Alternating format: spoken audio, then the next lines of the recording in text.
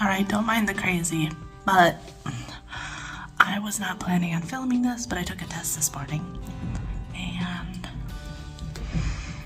I think I see something, but it's really, really, really hard to tell. So I'm only 9 DPO, so it's really hard to tell, and I'm not going to be able to point and have it focus. But right there, I feel like I see something, but I can't tell. But it's really, really early, so it literally could just be an indentation line.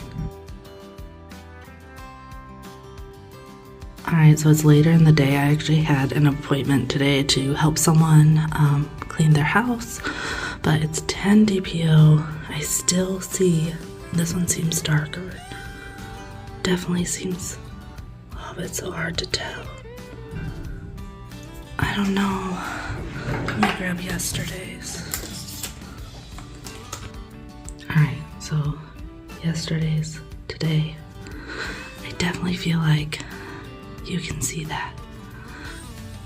Or I'm going crazy. It's definitely darker than yesterday.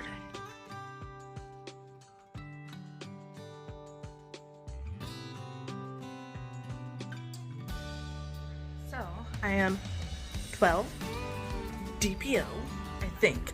Now, I've been following an app. I was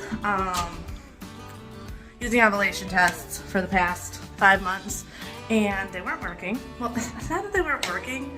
I kept ending up not pregnant, and it was getting to be more anxiety-ridden than actually helpful, so I stopped. This month, I purely went off of my app, which I've always used, even just to track my cycle. And I guess it worked.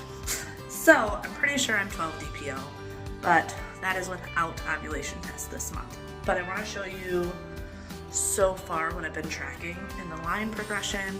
If you ever dealt with a miscarriage, you know sometimes line progression can just be ease of your mind, especially in the first 12 weeks. Alright, so we have 9 DPO, 10, 11, and 12. As you can see, 9, I don't even know. Oh, you can kind of see it there on camera, but it was not real obvious.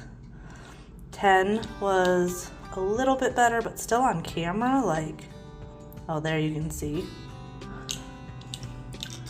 11, I feel like 11 and 12 almost looked the same. Not 11 and 12, 10 and 11. And then this was my one from this morning, which definitely is darker than all the rest.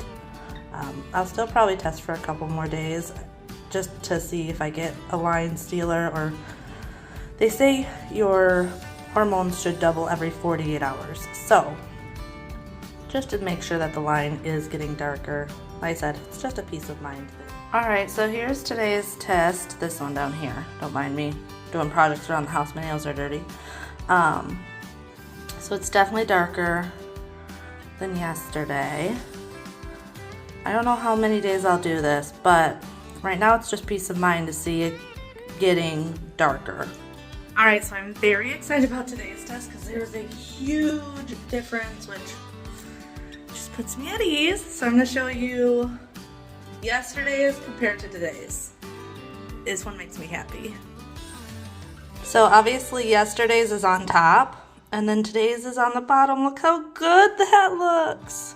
Oh, that makes me so happy. So it's been a couple of days since I tested, and mainly because I got to 15 days and the lines were consistently getting better and better, and I was out of tests.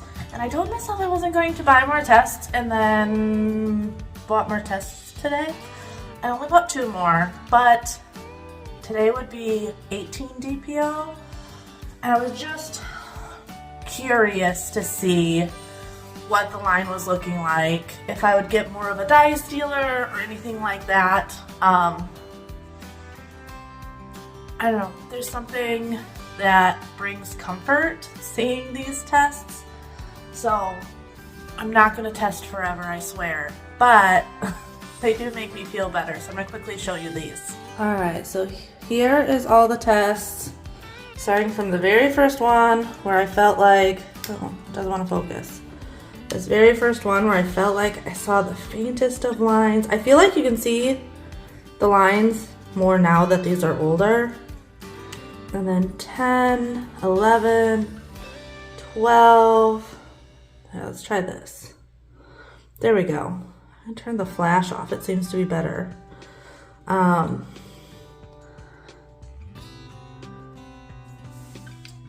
And then this one was today. So today's is definitely turning into a dye stealer, which is just when the pregnant line is darker than the test line. So that makes me super excited that once again it is just getting darker. I know the last time I tested was 15 DPO, which that one looked good. But this one is like super obvious strong. Now, I know a lot of people are gonna say I am announcing this way too early, and I might be, but so I have had a couple miscarriages. The first time I had told everyone and then had to go through telling everyone that I had lost the baby. The second one, I didn't tell anybody, and then I had to go through the pain and everything of a miscarriage by myself. And I have decided with this one that I'm gonna just not let fear control my decision making. Because both miscarriages that I had, don't mind the words, but they both sucked. So I'm not gonna let fear control this one. I'm gonna enjoy this pregnancy all the way until baby is here, and I'm not going to let fear control when I tell people how I celebrate it, how excited I am. I'm just going to enjoy this one. So I'm really, really happy. Bobby's really happy. The kids are really happy. I don't know. It feels so right, and we've been trying for months now, which for us is really weird that it took as long as it did. So I was starting to get discouraged. This is my first pregnancy over 30. All the kids I had in my 20s. So part of me was like, is that part of the issue? Bobby's new medications he's on, is that part of the issue? I just had all these scenarios running through my head and was really just kind of getting discouraged, like, okay, like, at this point, if it's going to happen, it's going to happen. We weren't going to take extra steps to get pregnant. And it just happened. It's funny because it happened when I was finally like, okay, I'm not going to do the ovulation tests. I'm not going to be as, like, strict on when we baby dance and things like that, and just, like, let it go. Like, put it in God's hands. If it's going to happen, it's going to happen, and I can't control when, where, how, all the things. So I'm very excited.